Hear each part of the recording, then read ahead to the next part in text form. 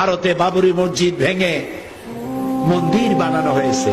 বাংলাদেশের কোন জেলা কোন মন্দির ভেঙে মসজিদ বানানো হয়েছে আমি শুনতে চাই। নাই।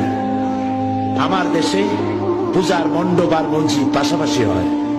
আমার পিরোজপুরে শহরের কেন্দ্রীয় মসজিদের পাশেই 10 দিন পূজার মণ্ডপ বানায়া দুর্গা পূজা করে, ঢোল বাজায়, গান গায়। কোন মুসলমান বলে না মসজিদের পাশে ঢোল বাজাইতে পারবে না। আবার হিন্দুরাও এত ভদ্র, আজানের সময় ঢোল বাজায় না, নামাজের সময় ঢোল বাজায় না। রোজা পূজা একসাথে হয়েছে, ওরা রোজা ডিস্টার্ব করে নাই আর মুসলমানেরা পূজা ডিস্টার্ব করে নাই। খালি কয় ঠিক আলহামদুলিল্লাহ বলতে পারো না?